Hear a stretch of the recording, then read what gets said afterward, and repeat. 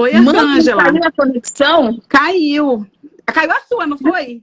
Eu não sei, mana, se foi a minha, acho que Eu foi, fiquei enfim. aqui te olhando, aí de repente você Eu vi sumiu. assim, transmissão, eu digo, ghost agora, ghost na transmissão, não pode, né? O fantasminha camarada. Mas, enfim, então a gente começou falando, né? Entendeu? Dei um pouquinho um panorama do que é essa COP, né? O que é a COP, porque muita gente, a gente fala de COP, COP, COP, e a gente sabe que as pessoas, né, não estão tão familiarizadas com esse evento, que é um evento, na verdade, que vai trabalhar não só as questões do clima, mas tudo que envolve a atmosfera climática, incluindo sustentabilidade, né, a questão ambiental. E é importantíssimo a gente entender subjetividade de tudo, né, o que acontece. E aí, por isso eu convidei a Irena, que é uma mulher empoderada mesmo, tá? Para a gente falar de uma das questões que eu acho que na nossa região é, assim, uma ferida aberta. E não é uma ferida aberta de hoje, é uma ferida aberta histórica, que são justamente as relações, né, agrárias, né, que a gente tem. E isso é uma coisa que realmente, com certeza, impacta diretamente na questão de desmatamento, na questão de solo, na questão de água, na questão do viver amazônico. E aí, eu queria que você desse para a gente já, né, um panorama de como é que essas relações são tratadas, principalmente quando a gente fala na questão da mulher. Porque quando a gente fala na questão da reforma agrária, a gente não pensa ou reformas agrárias, ou conflito agrário, ou conflitos fundiários, a gente nunca pensa numa relação de gênero, né? A gente sempre pensa naquele olhar objetivo da coisa, em que a figura do homem é sempre a figura central, né? E aí eu queria que tu já traçasses, né? Você que tem uma experiência vasta com isso. Eu gostaria muito de agradecer essa oportunidade, Arcângela, minha amiga recente, mais amiga, porque a gente já aprofunda as relações assim quando a gente se reconhece, né? As almas se reconhecem. E obrigada pela oportunidade de falar sobre essa temática. Sou promotora agrária do Ministério Público do Estado do Pará já há 8 anos. Atuei em todas as regiões do Estado do Pará, em todas as regiões agrárias, que são 5, e compreendem os 144 municípios. Então, eu tive a oportunidade de sentir. Eu acho que eu gosto muito de falar de sentimentos, né? Quando a gente fala de direitos, falar de sentimentos, porque aquilo que toca, de fato, no dia a dia, é o que toca na pele, é o viver, como você colocou, da Amazônia, ou viver das Amazônias. E em cada uma dessas regiões, nós temos, sim, realidades diferentes, né? Conflitos agrários, inclusive, diferentes. Por exemplo, na região agrária de Redenção, nós tínhamos um tipo de conflito, que era um conflito que a gente pode até chamar de conflito de vias de fato, onde hoje eu tinha uma denúncia, se a providência não fosse muito rápida, infelizmente, eu tinha morte, como aconteceu na chacina de Pau d'Arco, em 2017. Sim. Já na região oeste do Pará, que a sede é Santarém, que abrange 19 municípios, mas que é praticamente metade do nosso estado do Pará, em termos territoriais, em termos de perímetro territorial, falando na extensão de terras, nós temos outros tipos de conflitos agrários e conflitos que agora que eles estão eclodindo, no sentido de que as pessoas estão se apercebendo dos conflitos, né? Como foi que a soja chegou, como foi que o milho chegou, por que que isso está mudando a minha paisagem, está mudando o meu clima e o próprio sentir também da temperatura mesmo do dia.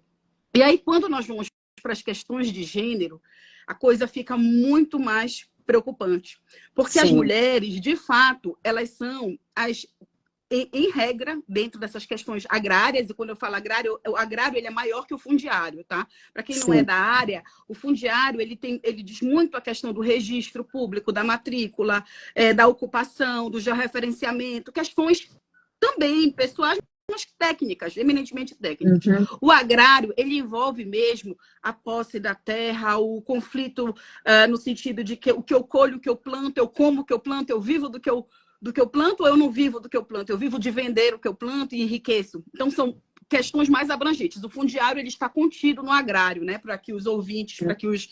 Eu falo ouvintes, sou da época do rádio, né? Já me denunciei aqui. Mas aqui, as pessoas que estão aqui assistindo a nossa live, aqui, né? A nossa audiência, né? Para que elas entendam quando eu falar de fundiário e agrário.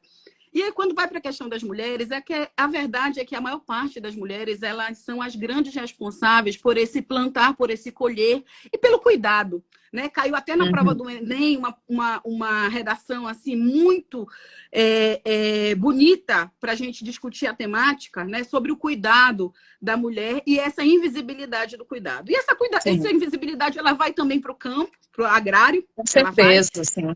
E as mulheres, elas estão mais sujeitas à questão climática. E eu vou te dar o X da questão, aí vou dar o pulo do gato. É porque a mudança climática, ela exerce pressão sobre quem não tem poder. Ou seja, aqueles que não estão nas mesas do poder, que podem discutir das negociações, né? Das negociações e principalmente das políticas públicas. Por que a gente defende, por exemplo, a consulta livre, prévia e informada dos povos tradicionais? Não diretamente ligada ao gênero nesse caso. Mas por que a gente discute isso? Porque nós queremos participação. Porque a 169, a Convenção 169 da OIT, que é uma convenção internacional também, para povos, se aplica aos povos tradicionais do Brasil, o Brasil é signatário, ela é importante para que a pessoa que está sentindo na pele, que está no território, possa dizer, possa discutir, possa debater e possa deliberar, decidir sobre a política. O que vai acontecer comigo? O que vai acontecer com o meu território? Então, as mulheres, elas nesse mesmo caminho, nesse mesmo raciocínio, nessa mesma lógica e racionalidade de vulnerabilização, não que nós sejamos vulneráveis, que eu não gosto de dizer, mas somos vulnerabilizadas pela nossa condição. Até pela própria invisibilidade, né? Não estarmos nas mesas de poder. Então, a mudança climática, ela sempre vai exercer pressão. Quando você pensar quem vai sofrer mais, é quem não está nas negociações, quem não tem o poder de dizer que recurso precisa, o que precisa, ou mesmo mostrar de que forma que eu vivo para continuar o meu viver, ou a minha reprodução, ou o meu modo de reprodução. Assim, agora, é o primeiro também panorama que eu te dou. Sim. E tem também toda uma questão, né, Helena, que a gente não imagina, mas as mulheres, muitas delas, estão também nessa tomada de frente, né? Até mesmo das mobilizações. Apesar de muitas não aparecerem ali na própria negociação, como você fala, mas elas são as que estão ali impulsionando muitas vezes. E aí, até ontem eu estava comentando com meu marido sobre a questão do dia 20 de novembro, né? A gente comemorou ontem, dia 20 de novembro e tudo mais. E aí a gente fala muito da questão do Zumbi dos Palmares, né? E aí eu falei, cara, mas tinha uma mulher ali que também fazia toda uma estratégia de negociação, que também sem a gente deixar cair todas os tributos e glórias que, óbvio, né, a gente deve ao Zumbi dos Palmares, mas a gente também tinha ali a Dandara dos Palmares, que também era uma grande articuladora e que ainda hoje ela é relegada a segundo plano, né, quando vai se falar, por exemplo, em consciência negra. Por isso que eu tô comentando, inclusive, contigo essa questão, porque ainda é uma questão que a gente deixa muito ao lado, né, e as mulheres ficam à parte. E muitas têm e trazem soluções, inclusive, né, para essas questões agrárias. Sim, olha, na verdade... Antes, só queria comentar uma coisa. A Iranilda Canto, advogada, tá, um grande abraço, está acompanhando, diz que quem não tem poder de decisão sofre, né? Justamente é o poder de negociação também, né? Poder de decisão. Um abraço também para a Iranilda, eu a conheço, ela é uma grande advogada, uma jovem advogada em Santarém, faz um papel maravilhoso lá, nas inúmeras comissões raciais, de mulheres. Então, assim, é importante realmente a gente ter esse tipo de audiência.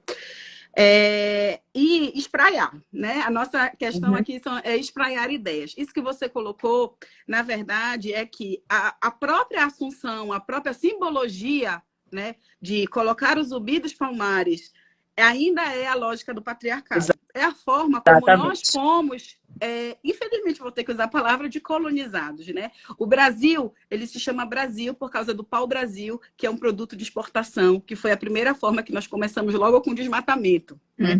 Depois veio, para fazer esse desmatamento, em seguida, tivemos a mão de obra indígena escravizada, posteriormente a mão de obra dos africanos escravizados, né? Pessoas que foram retiradas, sequestradas de seus territórios e trazidas para o Brasil. Então, essa é a lógica de constituição da sociedade brasileira.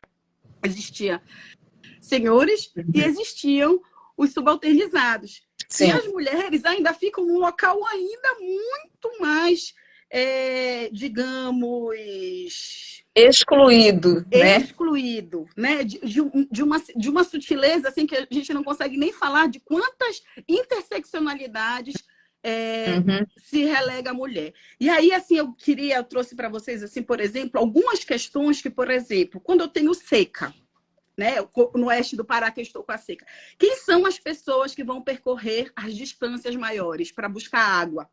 São as mulheres.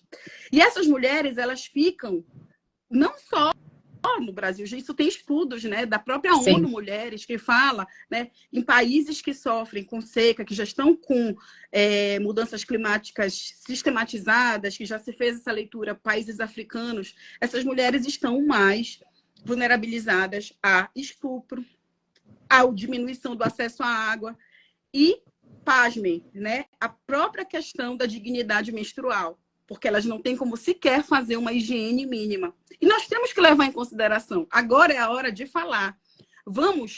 Temos que colar o discurso e as metas de proteção ambiental com os direitos humanos, e principalmente com o direito das mulheres. Né? Acho que o papel das promotorias agrárias, como muito bem estabelecido, até na nossa resolução do Colégio dos Procuradores de Justiça, fala sobre a promoção dos direitos humanos das pessoas das zonas rurais, sejam elas homens ou mulheres. Então, quem são aquelas pessoas que nós devemos pautar a nossa atuação ministerial? Então, essa dignidade menstrual, essa pobreza menstrual, como queiram chamar, né? Essa falta, eu não tenho água, então eu não tenho o mínimo, né? Leva o quê? A ausência do trabalho, a ausência das escolas, e aí eu tenho outros direitos cerceados, que é o direito à educação, o direito à própria alimentação, porque muitas vezes ir à escola significa se alimentar pela única vez no dia, tá? Então, é uma pleia de direitos que a gente começa a conectar, e precisa conectar para a nossa Amazônia. Se nós estamos querendo algo, não é apenas discutir descarbonização, que é importante, porque também é científico, mas como será feito esse processo de descarbonização? Simplesmente através de uma política top-down, de conferência das partes, onde a gente sabe que, por exemplo, que na COP27, menos de 36% das representantes oficiais dos países eram mulheres. Exato. Então, e olha as mulheres fora da roda de negociação do poder. São questões que a gente tem que levantar, né? Até porque não pode ser visto, por exemplo, foi uma coisa, inclusive, que a gente debateu, né, no seminário em que a gente participou, essa questão, né, do carbono, o crédito de carbono. Mas como é que isso vai se dar subjetivamente, olhando, por exemplo, para essa questão de gênero, em que as questões agrárias ali estão embutidas, né? E aí, por exemplo, a falta de dignidade menstrual, que até a doutora Iranilda Cantos já está comentando aqui, né? Que é uma coisa que ela vivencia de perto, ela coloca aqui que ela mora em um bairro periférico e ela sabe exatamente como é que isso se consolida, né, diante de uma sociedade que realmente, e aí é o ponto, eu acho que é crucial para a gente, muita gente veio falar comigo, porque eu acho que isso para que COP para cá? A gente não tem estrutura, gente, mas eu acho o seguinte, é uma oportunidade que a gente está tendo de levantar a nossa voz, né? Eu acho que e aí a gente tem que agarrar com força isso. E é o que nós estamos fazendo aqui, né? Exatamente. Nós estamos fazendo aqui. Por isso que a gente colocar isso para fora. A gente fez a proposta desse debate de diálogos da COP30, e a gente vai fazer até 2025 aqui no Jeito que é Nosso, porque justamente esse é o diálogo que a gente tem que ter também. Não é só na conferência. A gente tem que começar a trabalhar a conscientização. E eu gosto muito de uma frase, Helena, que é conhecimento muda jogo, e muda mesmo, quando você passa a entender sobre o seu próprio lugar. Então, assim, a gente sabe o quanto que é difícil, por exemplo, o acesso a uma questão digital. Aí as pessoas dizem, mas o que a inclusão digital tem a ver com a sustentabilidade hoje? Tem tudo a ver. a ver. né? E nós já discutimos, né, em alguns pontos sobre essa questão que você ter acesso ou inclusão digital não está necessariamente ligada a você ter um celular e tampouco ter um chip com internet, porque é o uso que você vai fazer. Como é que você vai ser incluído digitalmente se você sequer sabe que assuntos são pautáveis? Ou o que você precisa Sim. discutir? Você ter acesso a um ou dois aplicativos não significa que você está incluído digitalmente. Você pode ter acesso, mas isso não significa inclusão. Inclusão é algo muito mais profundo. É algo que está relacionado ao próprio conhecimento. Então, eu preciso ter bases, ter parâmetros para essa minha inclusão. Né? Claro, é óbvio que você ter um instrumento, você ter o que vai te facilitar, é perfeito. Ajuda, né? Ajuda. Se tiver internet para todo mundo, se as escolas todas tiverem internet, mas isso não relega ao segundo plano a compatibilidade e a necessidade, por exemplo, de se estudar os saberes tradicionais. De que a minha vivência no território campesino, inclusive nós tivemos uma ação no Ministério Público com os promotores de educação e promotores agrários, justamente na defesa de que o ensino no campo seja presencial. Porque o ensino do saber, isso está garantido pela LDB e pela Constituição, não foi uma invenção dos promotores agrários nem dos promotores de educação, mas que foi uma necessidade porque se chega a determinado momento onde se coloca a dificuldade de acesso à escola como uma justificativa para eu tirar o professor presencial da sala de aula.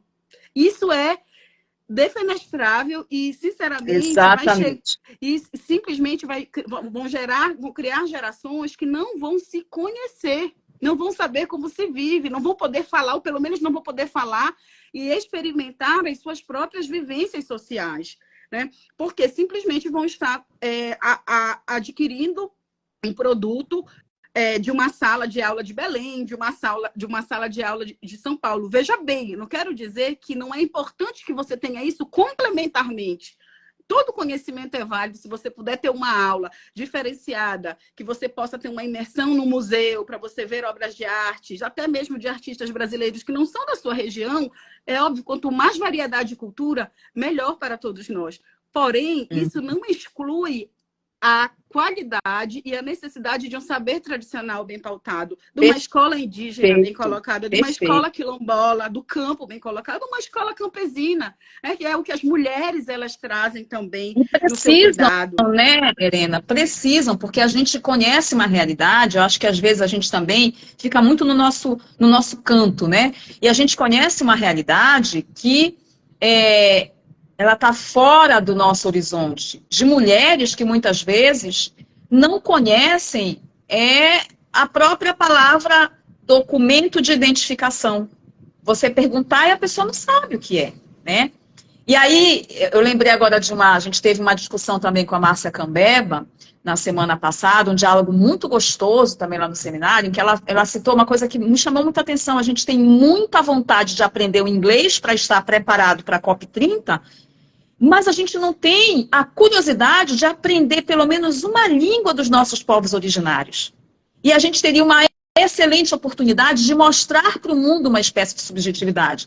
Tá, mas o que isso tem aí de relação com as questões agrárias em que a gente está discutindo? Tem tudo a ver, né, Helena? Porque começa por essa base, começa por toda essa questão que também vai movimentar aí saberes tradicionais que devem ser colocados à mesa das negociações para que as pessoas entendam que só questões econômicas, elas não podem ser vistas de maneira tão pragmáticas. Elas precisam ser entendidas, né, na sua subjetividade. E na verdade, Arcângela, essa questão, né, é o que a gente vem verificando.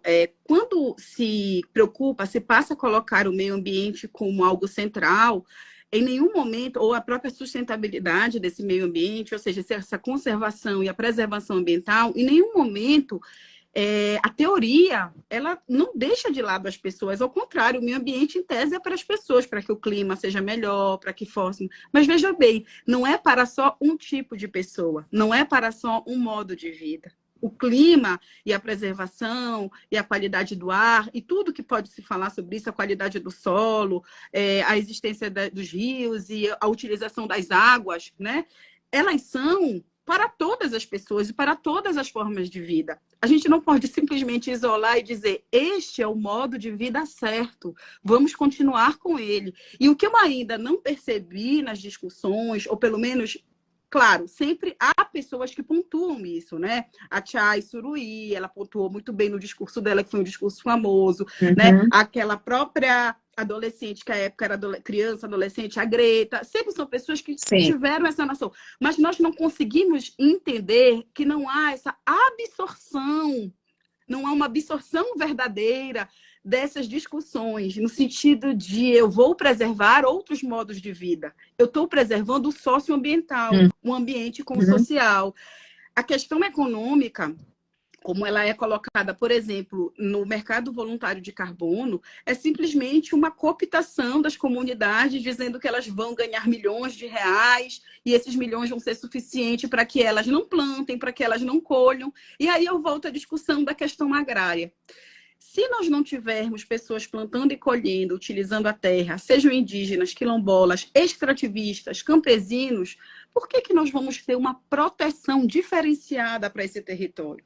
Qual é essa proteção que o Ministério Público, através de toda a sociedade, vem há anos tentando fazer e permear as regularizações fundiárias? Regularizações para quilombolas, regularizações... Eles não vão usar a terra de forma coletiva, a terra vai ficar ali. Muitos, eu já recebi denúncias de que alguns já estão saindo das suas terras e não querem mais participar de políticas públicas, como, por exemplo, vender, né, para o Programa Nacional de Alimentação Escolar. Porque entendem que, com a assinatura daquele crédito de carbono, daquele contrato de crédito de carbono, é suficiente aquele valor. Só que, não, ao fato, quando nós vamos analisar os contratos, não traz transparência no sentido de qual é, de fato, esse valor.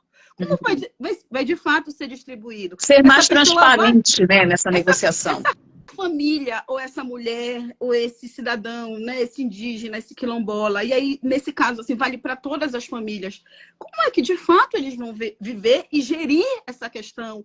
Se eles vivem o território, quando a gente fala de território, não é à toa que a gente não fala terra, é porque o território, a partir até de conceitos de geografia, ele tem uma pleiade de relações que se envolvem com ele. Ele se torna a própria extensão do território, do corpo do indígena, do corpo da mulher quilombola. Então, violar o território ou invadir um território é como se você tivesse invadido a própria alma, a própria vida, descartando, que não é a nossa lógica de territorialidade que nós temos, né? Ah, não, a minha casa é só um imóvel, é mais um imóvel que eu comprei. Não é essa a realidade. E isso eu não consigo ver absorvido nas discussões de direito ambiental, porque posto que, ao meu ver, até o momento, ainda estão descolados de verdade das questões de direitos humanos. Por isso que é importante a gente ter, para quem está entrando agora, a gente está justamente falando sobre essas questões agrárias, mas envolvendo o corpo, né, da mulher, como é que o corpo da mulher ele está nessa negociação, digamos assim, entre aspas, né? Como é que ele é debatido, como é que ele é visto. E falando dessa COP30, porque são diálogos que a gente vai ter toda terça-feira, né, com vários temas. O tema de hoje é justamente esse, né, o corpo feminino envolvendo as questões agrárias, porque a gente precisa discutir. Eu acho que se preparar para a COP não é só ver em que hotel as pessoas vão se hospedar, né, fazer as parcerias, como a gente teve hoje, uma parceria concretizada aí com uma empresa que trabalha com uma startup, que trabalha com hotéis. Não é só isso, mas é se preparar também para receber conscientemente, né? Entendendo o que é essa conferência, que vai tratar de mudanças climáticas. Gente, mudanças climáticas, elas já estão acontecendo, não é de hoje, né? A gente nunca imaginou, por exemplo, uma região do Tapajós seca, uma região amazônica seca. Então, a gente tem que discutir porque não é quem está fora da Amazônia que está sofrendo, é quem está vivendo aqui. É a mulher ribeirinha, é o garoto, é a garota, é a família ribeirinha, somos nós da cidade, porque isso reflete também na gente. Então, são questões que a gente tem que levantar. E aí, Helena, eu te pergunto, na sua opinião, como é que a gente, de repente, porque eu percebo o seguinte... a gente debate muito, eu já participei na época das discussões, por exemplo, de Belo Monte, né? A gente foi fazer várias matérias e muitos indígenas questionavam que não tinham sentado, por exemplo, com eles para negociações, para explicar exatamente, para falar às claras o que iria acontecer, e isso acabou gerando uma série de transtornos ambientais, a gente sabe, a gente, né, tem isso em relatos históricos, notícias e tudo mais, e aí, ainda hoje, a gente percebe isso, esse desconhecimento provocado. Eu costumo dizer que é um desconhecimento provocado, porque eu acho que a instituição, ela precisa avisar, ela precisa comunicar de maneira transparente, explicando o que vai acontecer para aquele povo que vai ali ser atingido por determinada situação. Como é que você hoje vê mobilizações sendo feitas nesse sentido para realmente deixar as pessoas mais esclarecidas, as pessoas do campo mais esclarecidas sobre o que vai acontecer, principalmente quando envolve essa questão de territorialidade? Sim, eu vejo uma grande movimentação, primeiro a partir da própria população, que não digo nem ainda cooptada, né? Ela é instada a entender aquela situação. As populações hoje, elas, por exemplo, elas já têm algumas referências. Dentro das questões de conflitos agrários e fundiários, por exemplo, nós temos a Comissão Pastoral da Terra há muitos anos que faz essa movimentação de esclarecimento, né? Hoje, juntamente com a Caritas, o próprio Ministério Público Agrário veio se fortalecendo, Ministério Público Federal também, através da questão indígena, né?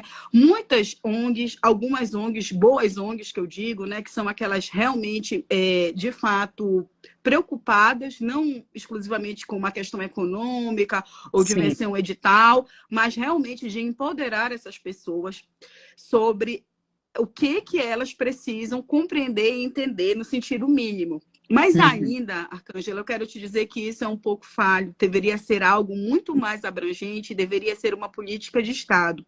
Eu defendo, né, que a Convenção 69, ela deve ser tratada como uma política pública. Em que sentido? A participação social, a consulta aos povos tradicionais, ela deve ter um orçamento, por exemplo, dirigido dentro do orçamento público, dentro da lei de diretrizes, das diretrizes orçamentárias, da LOA, do PPA, do Plano Plurianual. Isso deve ser planejado, porque a Amazônia, ela tem essa característica. A Amazônia sempre foi uma grande falácia dizer que nós temos que integrar para não entregar, no sentido de que precisávamos de uma ocupação, porque não tínhamos pessoas. Sempre tivemos povos tradicionais, indígenas, caboclos, ribeirinhos, extrativistas, camponeses, talvez não na dimensão, mas porque protegemos nossas florestas. Se essas florestas ainda são alvo de proteção, né? Eu fui procuradora do Estado do Amapá em 2009, entre 2009 e 2010, antes de ser promotora. Eu lembro muito bem que nós tínhamos ainda no Amapá 97% das florestas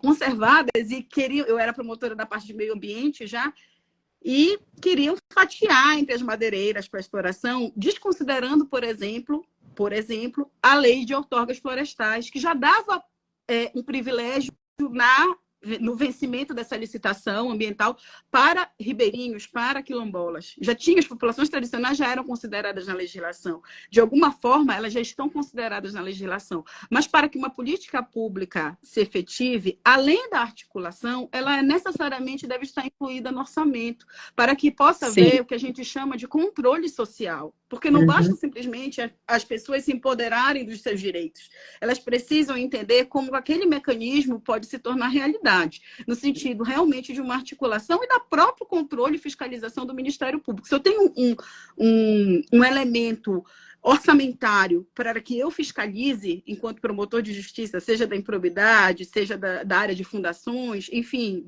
dentro das nossas diversas atribuições, até da parte agrária mesmo, como, por exemplo, a gente vem fiscalizando o Programa Nacional de Alimentação Escolar, se ele, de fato, está sendo dirigido para quilombolas, ribeirinhos, extrativistas e assentados da reforma agrária. Porque isso faz uma grande diferença para eles, né? Quando antes, infelizmente, se tinham cooperativas de fachada que se absorviam esses documentos, esses quilombolas, indígenas, diziam que tinham prioridade. Na verdade, ninguém, quando a gente ia verificar, nenhum quilombola vendia de fato, né? Só tinha emprestado o nome. Então, nós passamos a fiscalizar. Então, essa fiscalização das políticas públicas, através dos órgãos de fiscalização, seja o TCU, o TCM, TCE, e principalmente o Ministério Público, ministérios públicos, né? Porque nós temos do trabalho, Sim. temos o estadual e temos o federal, temos também o militar, mas não entra nessa seara do que a gente conversa hoje. E necessariamente o Estado do Pará, no caso, se a gente estiver falando para o Estado do Pará, para a COP30 no Pará, absorver como uma política pública a consulta aos povos tradicionais, sejam para obras públicas, sejam para obras particulares, como, por exemplo, terminais de uso privativo, que são os TUPs, que a gente chama, dentro das hidrovias, construção de hidrovias, construções de infraestrutura, tudo isso abarca e passa por territórios. Essas pessoas, como que elas vão continuar utilizando os territórios? Se eu tenho reclamações, vou te dar um exemplo simples, de grandes fazendeiros que perdem, né, quando passa a servidão administrativa do linhão de energia elétrica. Eles perdem área, eles perdem cerca elétrica, e pessoas que são, digamos, riquíssimas, que não estão naquela condição social, mas que têm que ceder para o Estado aquela parcela, e aí, às vezes, a terra fica inutilizável naquela parte. Ele tem um grandíssimo prejuízo que a indenização não restitui, porque o que interessa cobrir. Não vai cobrir, porque o que interessa, naquele caso, seria o plantio naquela área. Você imagina para uma população tradicional que depende diretamente de um rio não poluído, que depende de uma pesca, que muitas vezes obras de infraestrutura elas exterminam nascedouros de peixes, que eles chamam dos berçários dos peixes. Aí simplesmente não tem mais um monte de espécies de peixe. Por exemplo, em Abaetetuba, a gente tinha fortes questões de estudo sobre se o tupi da Cargill iria ou não matar nascedouros e aí acabar com aquela festa do Mapará, acabar com outras pescas, porque no local onde estava sendo projetado, a época que eu estava atuando lá, hoje em dia não atuo mais nessa região agrária, mas nós tínhamos essa forte discussão e chegamos a recomendar que eles promovessem a consulta livre e prévia informada em consonância com o Estado, né, tentando que o Estado abarcasse isso como uma política pública. Então, assim, a gente ainda está nesse processo de articulação, né, com o Estado, como é que vai ser, de fato, a 169 da OIT para o Estado do Pará. E eu acho que esse é o ponto nodal para que a gente abarque. Informações temos como fornecer, né? O Ministério Público está aberto, como o próprio nome diz, público, outras instituições, a advocacia popular, enfim. Mas como que isso, a partir daí, dessa informação, a gente pode, de fato, efetivar? Então, a gente tem as chegar de maneira concreta para as comunidades menos favorecidas. E que isso se torne algo real, concreto, estabelecido e um projeto mesmo, né? Um projeto de proteção às nossas comunidades.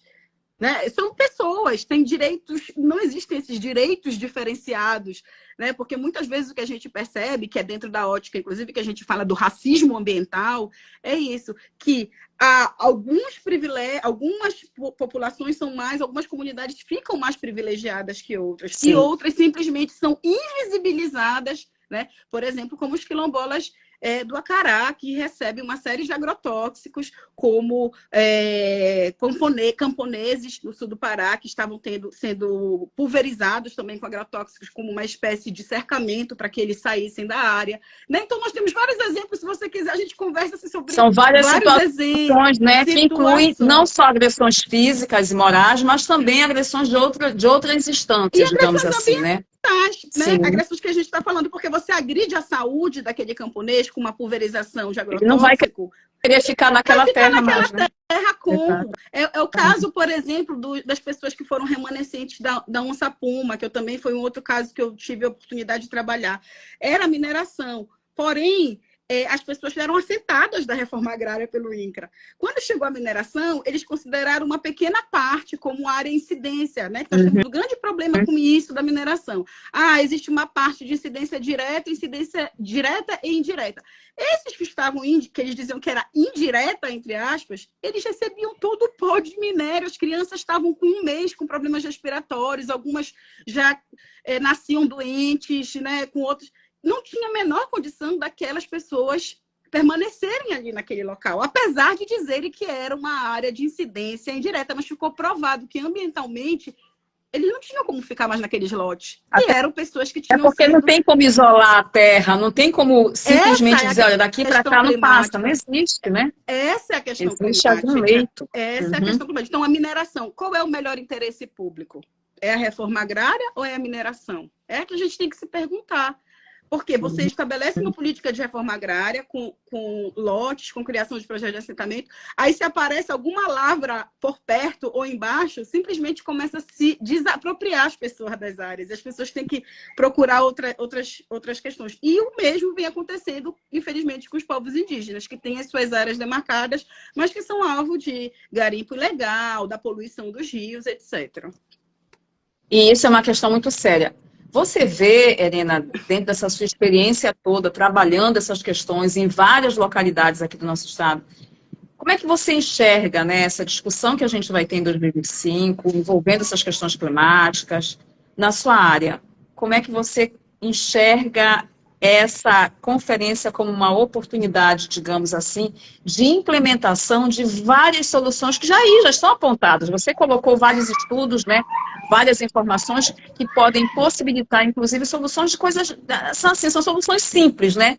Mas que acabam tomando na mesa de negociação uma dimensão que talvez não seja de interesse de muitos. Como é que tu achas que essa COP, de repente, pode beneficiar essas comunidades? Eu acho interessante, né? Eu percebo que é interessante que o Estado do Pará, não só através do governo, propriamente dito, só o Poder Executivo, mas todo o Estado do Pará e os seus órgãos, enfim, as suas entidades públicas, elas deveriam assim, sentar e refletir, inclusive, sobre os próprios relatórios dos diálogos amazônicos. Aconteceram diálogos amazônicos aqui de 4 de agosto, entre 4 e 7 de agosto, salvo engano. 3 e 7 de agosto, né? 3 e 7 de agosto. Inclusive, eu tive a oportunidade de participar de vários diálogos, onde eu fui convidada, e eu mesma promovi um diálogo. E os relatórios, eles são relatórios excelentes para apontar essas questões que a gente está falando, né? E, eminentemente, questões de participação social e de reconhecimento de direitos que precisam ser colocados. Então, talvez considerar isso como uma carta ou cláusulas que precisem ser discutidas como ligadas à questão ambiental, ou seja, traz os direitos humanos para a questão ambiental. Vamos deliberar a partir disso, e não simplesmente no sentido de como que eu vou continuar podendo poluir. Porque, na verdade, o que a gente percebe é isso. Como manter o meu modo de vida eurocentrista, né, ou norte-sul, e a gente sendo considerado novamente sul global, e a coisa passando, porque da forma como está caminhando, parece apenas assim que nós vamos ser um local, uma cidade de hospedagem. Né? Exato. E não a cidade, e que é o contrário, que na verdade a escolha do Pará e a escolha da Amazônia e a escolha de Belém, ela se dá exatamente pelo modo oposto. É no sentido de se produzir conhecimento e debate, discussão já da Amazônia, né? Não vem de Dubai dessa vez, não que não necessite discutir Dubai, necessita também, e outras questões, mas o caso desta COP, eminentemente a COP 30, ela vem neste sentido. Olha, a gente precisa entender como é que as coisas se passam, porque o desmatamento só estava aumentando, as queimadas aumentando. Mas por quê? Porque a lógica ainda é da lógica, infelizmente, de acumulação de dinheiro e de desterritorialização. E por que não falar, infelizmente, que é a minha percepção, aí eu te falo como pesquisadora, não como promotora de justiça, a gente às vezes tem que fazer a diferença desses papéis, mas até do próprio extermínio, próprio extermínio dos amazônidas, né? E principalmente das amazônidas, das mulheres que estão nos locais de vulnerabilidade. Então, isso assim pode parecer um pouco duro, mas é algo que é perceptível e que nós temos estudos acadêmicos bem fundamentados na ciência, talvez em todas as áreas da Universidade Federal do Pará, grupos de pesquisa também da Universidade da Amazônia, né, da FAP, enfim, nós temos inúmeras instituições de ensino superior que se debruçam de uma forma detida, de uma forma duradoura, científica, onde essas questões que já foram apontadas nesses relatórios dos diálogos amazônicos, então a gente precisa trazer, inserir, colocar o que foi dito, pegar os estudos, né? E vamos deliberar de verdade, se é para fazer a diferença, né? Ou, se não, a gente não está falando em sério, né? Porque, senão, por exemplo, a gente vai ter um evento que não vai falar da gente. Não vai um evento que, como você bem disse, a gente vai ser hospedeiro. considera né? a gente Vamos servir de como um hospedagem. mercado, né? Como um mercado no sentido de que pode descarbonizar, pode. Não, mas e as populações que estão ali? E por que esse valor todo que querem pagar? Esse valor de bilhões que tentam pagar é porque há necessidade de manutenção da atividade, da gestão, né, das empresas do jeito como elas estão sendo. Ninguém está assumindo compromissos efetivos de descarbonização nas suas áreas. Elas entendem que uma forma de descarbonizar é manter a floresta em pé. Ótimo, ninguém quer destruir a Amazônia, mas os povos da Amazônia querem viver nas suas florestas em pé. Exatamente. Existem vários tipos de plantio de uso diferenciado. Existe a agroecologia, que a gente pode discutir. Existe, por exemplo, pesca, que é a pesca artesanal, que não é a pesca predatória, e que não tem que proibir, porque, por exemplo, eu já vi mercados onde há contratos de mercado de carbono, onde há 5 anos de transição para a proibição da pesca. Gente. Entende? Então, e aí vamos a de fato gente vive numa região, né? Vive numa região em que a gente tem o pescador que está ali, que ele vive disso, né? E aí é por isso que essa relação disso. E se alimenta. Alimentar, porque eu não pesco. Você pesca? É o que eu pergunto. Eu não planto, você Exatamente. planta. E aí, essa relação é que às vezes a gente acha conflituosa. Até comentei no debate, que a questão agrária ela também passa por uma questão não só do solo, mas a questão da água, outras questões que envolvem, você colocou aí questões também muito particulares, inclusive do corpo feminino, a questão da própria dignidade menstrual. E isso, gente, é que a gente tem que saber dimensionar, porque às vezes eu acho que as discussões elas ficam num campo muito micro, né? Entendendo justamente como é que eu posso manter a minha renda econômica, né? Usando as mesmas coisas que eu utilizo, mas meio que disfarçando de sustentável, de responsável que é o ambientalmente. Que a gente chama de greenwashing, né? Que é o que a gente chama de greenwashing. Né? Então, isso, na verdade, não pode ser assim. Não pode ser uma economia para que o mundo pense que você está trabalhando uma economia verde, quando, na verdade, não é. Uma economia sustentável, né? Uma economia politicamente ambiental, realmente com cuidado e pensando a sociedade. E essas questões são questões que são muito duras. Eu acho que, um dia desses, eu vi uma pessoa falar que, poxa, ela pegou um ônibus e estava tão sujo, não sei o quê. Eu disse assim, mas você reclamou? Eu fiquei com vergonha, fiquei com medo, não sei o quê. Tem que falar, porque isso também passa por questões, né? A gente está falando de questões que são para além, inclusive, de pensar somente, eu tenho que economizar porque eu vou para o show tal. Não é isso, gente.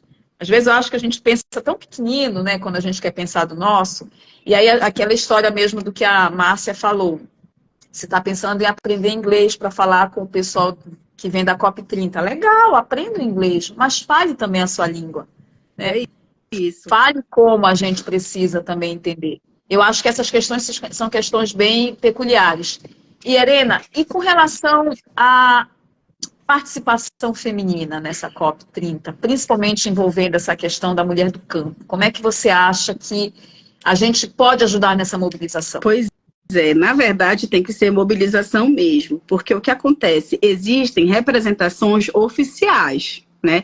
E nessas representações oficiais, esse número não passou de 39% nas últimas COPs. Quer dizer, uma COP pré-pandemia, ela teve 39%. Depois, pós-pandemia, ela já chegou apenas a 36% de representação oficial feminina. Então, já se sabe que as questões femininas, ou as questões que atingem diretamente as mulheres, e veja bem, viu, Arcângela, eu gosto de ressaltar que não é porque eu tenho uma representante feminina que necessariamente a questão feminina estará representada. Perfeito, porque muitas mulheres ainda têm a cabeça patriarcal. Elas foram assim criadas e estruturadas, né? Quando a gente fala de racismo estrutural, a gente também fala de machismo estrutural, né? E que são questões interseccionais que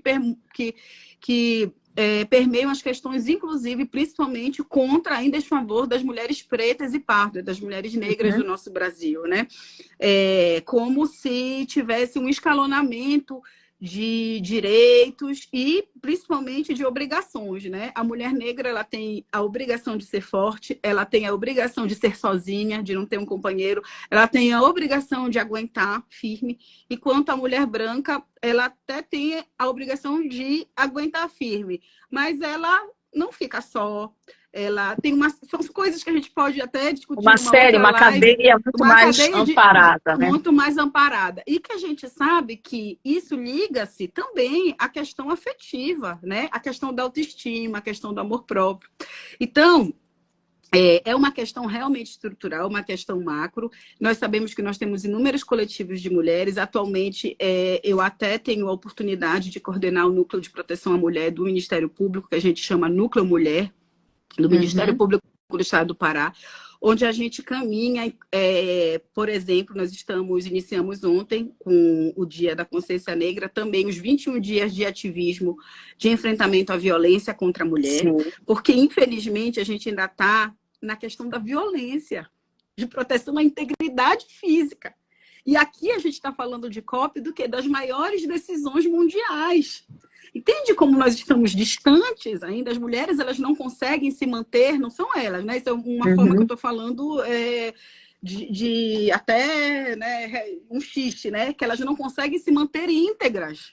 Não é, a integridade delas não é respeitada, ela não tem o direito mínimo de liberdade, né? De ir e vir quando é estuprada, de ir e vir quando ela não tem um absorvente higiênico ou uma água para poder frequentar a escola. Isso é restrição ao direito de ir e vir. Vocês já pensaram dessa forma? Que eu estou restrita porque a minha saúde, ela não está sendo, o meu corpo não está sendo considerado dentro da política pública. Então, eu tenho um grau de diferenciação, de diminuição, quando comparado a um menino que não menstrua. Ele vai assistir todas as aulas e vai fazer todas as provas. E eu não farei todas essas provas. E eu não me alimentarei naqueles dias que eu precisarei. Então, assim, são questões muito díspares. Porque já temos a subrepresentatividade oficial e temos essas questões estruturais que eu estou colocando para você, assim, de uma forma bem clara, né? O que a gente se fortalece são na questão dos coletivos das mulheres, coletivos femininos, existem mulheres do campo, isso é importantíssimo, exemplo, mulheres quilombolas. Então, as mulheres quilombolas, elas são muito organizadas enquanto coletivo de mulheres quilombolas, as mulheres do campo, as associações, por exemplo, de mulheres em Juruti, é um lugar muito forte, onde congrega tanto extrativistas como campesinas, como as próprias mulheres do urbano, né? Então, nós temos diferentes formas de organização social, e nesse ponto, a organização social, ela vem sendo fundamental para essa reestruturação do feminino, né? De como que eu vejo. Mas é claro que precisa de muito mais, né? De uma imensa coragem, eu digo, até eu falar desta forma, como eu estou colocando, até te agradeço a oportunidade, de falar mesmo como uma mulher, né? Uma mulher... Mas é por isso que a gente montou o Jeito que é Nosso, justamente porque a gente precisa de um canal de dar voz para a gente. É isso. Né? Às vezes eu sentia, e assim, trabalhei durante muitos anos, né, em redação de jornal, de jornalismo, e eu sempre senti essa necessidade de empoderar mulheres, e assim, em ambientes que a gente, às vezes, sentia desejo mesmo de falar, cara, eu preciso dizer isso, e não tem um espaço adequado. Por isso que o Jeito que é Nosso, aqui a gente fala, porque a gente pode, por isso que eu conto história de mulheres empoderadas no YouTube, no nosso canal, porque a gente precisa mostrar, gente. Pois é, porque o que eu quero te explicar, assim, é que eu percebo, né, que as mulheres, elas podem, elas fazem, né? Por exemplo, se tem um desastre climático, um desastre ambiental, quem é que fica responsável pela água para as crianças, pelo alimento pelas crianças? São as mulheres. Muitas vezes elas são deixadas para trás e os homens vão para as cidades e elas são deixadas para trás. E ali exatamente, elas têm, entendeu? E muitas vezes elas nem reveem mais aqueles homens, porque eles criam novas famílias, né? Se estabelecem de outra forma, e elas ficam ali responsáveis pelos idosos, elas ficam responsáveis pelas crianças, e elas fazem acontecer isso. A questão é que, por exemplo, quando você vai colocar titulação de terras, em regra, não são elas que recebem essas terras. Agora sim, existem políticas específicas. Eu acho que é uma herança Seis Marias, é isso? Nessa questão da produtividade, tem uma relação aí? Aí agora que, por exemplo, agora que eu digo agora mesmo, tá? Em setembro de 2023, a lei do PNAD de 2009 foi alterada para incluir a questão da mulher como uma prioridade de venda de 50% diretamente para a mulher camponesa. Olha só. de política Gente, que conquista, né? Ganhamos pelo menos 50% aí. Porque o PNAE é obrigatório que se venda 30% direto para a agricultura familiar. E desses 30% agora, 50% deve ser para a mulher camponesa. Então, é isso, a gente só quer equidade. Porque isso é revolução, né? Aí você fala assim, mas 50% vai tirar... como a questão da discussão das cotas, né? Gente, nós estamos dentro de uma ação afirmativa. O que é ação afirmativa? É uma ação temporária para você reparar questões históricas e estruturais. Não quer dizer que vai ser para sempre isso, né? Mas que é um momento que é necessário. Por quê? Porque se de fato verificou que nas Amazônias são as mulheres camponesas, e aí eu abranjo todas seja etnias, seja quilombolas, seja quebradeiras de coco babaçu, coletoras de castanha, são elas que têm essa atividade. Então, elas sim têm que ter uma repercussão. E a mesma coisa deve ser feito, e eu entendo que será futuramente, sobre a questão de garantir as titulações, para que elas possam, por exemplo, também acessar créditos, né, de financiamento. Então, assim, a gente já vem trabalhando algumas políticas no Brasil diferenciadas para as mulheres. Isso é muitíssimo importante para que a gente possa desestruturar para reestruturar, né? Eu gosto de falar assim, precisa quebrar para depois reconstruir e construir de uma forma que seja igualdade para todos. Ninguém está querendo pisar em ninguém ou passar por cima de ninguém, mas a verdade é que se você nota que há um desequilíbrio forte em favor de alguns dos lados, isso precisa ser reequilibrado. E efetivamente as políticas públicas, a governança, né? A governança é muito importante, porque a governança ela inclui não só a política estabelecida legal, mas toda a articulação em rede, que aí faz com que esses coletivos de mulheres possam efetivamente participar. Tá bom? Do papo empoderado, até doida, né? Gostei para demais. Gente, 1 hora conversando com essa mulher incrível. Olha, Helena, eu quero só te dizer o seguinte, não vai ser o nosso último papo, não. Que eu vou te chamar. Ixi, a gente tem até 2025, mano. Pode até me sugerir debate pra gente fazer aqui, mais convidados que a gente pode colocar agora mais, né? São 4 pessoas falando ao mesmo tempo, vai ser né? Excelente. Então, a gente pode fazer essa troca, porque eu acho que é isso, sabe, gente? Eu acho que a gente tem que se empoderar mesmo enquanto mulher, enquanto corpo social. Eu acho que eu costumo dizer o seguinte, diferente, independente do gênero. E aí uma coisa que eu traço muito, eu falo, olha, gente, lá no YouTube eu vou contar a história de mulheres, né?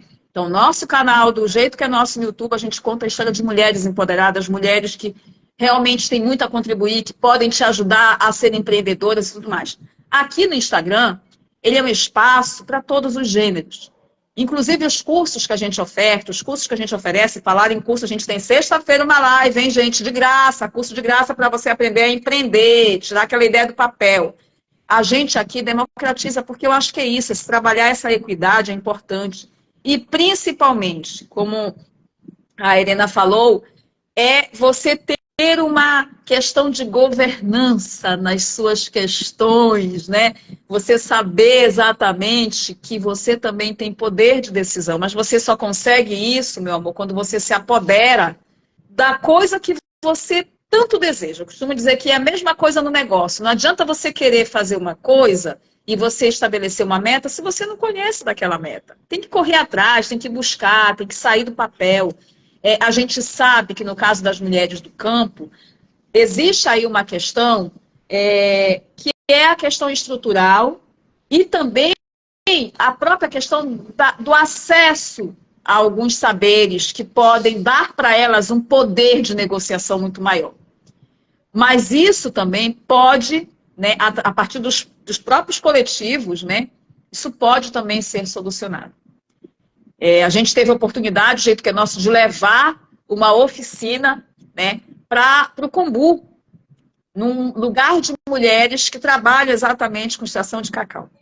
Então, isso é legal, porque você começa a perceber essas relações. E é exatamente isso que a gente quer, cada vez mais fortalecer. Helena, eu só quero te agradecer, meu amor. Eu espero que você tenha gostado desse nosso bate-papo. Amém, Arcângela, muito obrigada, foi muito legal. Eu realmente, assim, até talvez tenha sido a primeira vez onde eu falei realmente do meu jeito, né? Já que é o jeito que é nosso. É o jeito que é nosso. Falei do meu jeito, um pouco mais informal, né? Como uma forma de bate-papo. Geralmente o promotor ou a promotora de justiça é visto apenas dentro de um grau de formalidade. Mas que a gente produz outros estudos, produz outros saberes para bem servir a população. Então, assim, contem comigo. Conte comigo, né, como sua amiga, como sua... para a gente trocar ideias mesmo, Sim. Experimentar, debater, porque isso é importante, é do debate, eu acho que é do debate que vem ideias que solucionam Sim. questões, Essa né? troca é importante, né? É importante a gente estar em comunicação, saber o que está acontecendo. Então, assim, eu também não abro mão de conversar com as populações, de ouvir as populações. Na verdade, até um projeto que eu tenho na nossa promotoria agrária, chamado Empodera Campo, né? Que legal. Ele é eu já quero participar disso aí, hein? Legal. Inclusive, até mando um abraço para todos os meus parceiros, né? Emater, IPAM, a Prefeitura mesmo de Santarém já participou de algumas edições, o Sindicato de Agricultoras e Agricultores de Alenquer, os sindicatos de Santarém, a Federação das Organizações Quilombolas de Santarém, são muitos parceiros, porque essas pessoas, né, o próprio Maparajuba também, a CPT, através do Gilson, as pessoas de Almeirim, porque nós somos 19 municípios, então, para a gente conseguir ter contato com as pessoas, a gente não trabalha só. E o Empodera Campo ele é justamente nessa questão. Ele trabalha o fluxo primeiro de oitiva da comunidade. Eu primeiro ouço, vejo qual é aquela política pública que está mais urgente para aquela comunidade e a partir dali a gente começa a articular. Seja com o INCRA, seja com o ITERPA, seja até com o Ministério de Desenvolvimento Social, FUNASA para saneamento, enfim, todo tipo de questão que seja promoção de direitos humanos agrários. E as mulheres, elas são as grandes protagonistas em todo esse trabalho. Eu mando um abraço também para o pessoal dos pais, que a gente chama Colegiado dos Pais de Várzea, Colegiado Tapajós e Fórum dos Pais de Várzea, que são as comunidades ribeirinhas, né? Que é os projetos de assentamento extrativista das várzeas. Olha que bacana. Então, assim, é muita gente, as pescadoras artesanais, tem um movimento nacional de pescadoras artesanais através da Josana, um grande abraço para a Josana também, se ela estiver por aí ouvindo a gente. Então, assim, são muitas pessoas, Ariadne de Juruti, são muitas lideranças, são muitas pessoas que querem fazer essa mudança e estão realmente comprometidas há muitos anos, sabe? E encontram na gente essa força também de unir, rede de apoio, de né? união, essa rede de apoio, é uma união, né? E o que é possível, a gente está conquistando, já estamos conquistando vários direitos, né? E temos muito mais a trabalhar. E tudo na base da governança pública, né? Que talvez é o nosso maior trunfo disso, dessa articulação, que o Ministério Público ele deve ser um órgão resolutivo, né? É um órgão que traz soluções. Então, não basta apenas ajuizar ações para o judiciário decidir, né? Mas a gente precisa de planejamento, a gente precisa de articulação, solução já, apontar a solução. Então, nós tentamos fazer também este MP resolutivo. Então, muito obrigada pela oportunidade, estou à disposição, seja como pesquisadora, seja como promotora. E é isso. Obrigada. Olha, a gente deixa aqui o canal O Jeito Que É Nosso também à disposição, né? À disposição da pesquisadora Helena, que sei que é, né? Da mulher Helena empoderada e também do Ministério, né? Do Ministério Público Agrário, porque a gente pode, de repente, trocar algum tipo de parceria. Vocês precisando, a gente está aqui. Esse é um canal que realmente é um canal para empoderar, né? Os amazônidas, as amazônidas, empoderar o nosso povo, por isso que ele é o jeito que é nosso, né? Porque o nosso jeitinho de falar é o nosso jeitinho de traçar estratégias, trazer soluções, apontar os problemas e dizer, ei, mana, pera lá, tá, bora logo ajeitar esse negócio aí, né? É isso aí. Então, meu amor, obrigada. Um beijo, quero mandar um beijo também para todo mundo que, olha, ficou aqui com a gente, né? Tem uma turma que entra, sai, mas ficou em peso, o pessoal que participou. Né? Volta, né? Uma hora cai, volta. O Richard que participou, eu vi que tinha umas participações aqui da Joselina, a professora Karen lá da Estácio também que estava aqui. Enfim, foi uma participação muito legal. Eu quero agradecer realmente, Helena, e te mandar um beijo, meu amor. Fica com Deus, tá? E olha, já sabe, viu? Você agora tem cadeira cativa aqui no Jeito Que É Nosso. Obrigada Tá a todas as mulheres presentes, viu? Um beijo para todas vocês. Especial. Beijo, gente. Até a próxima. Tchau, tchau. E olha, sigam a gente, Jeito Que É Nosso. Sexta-feira tem live, hein, pessoal? 19 horas. Sigam também lá no Café com Leis, tá? Exatamente. Um abraço, tchau. Beijo, tchau, tchau.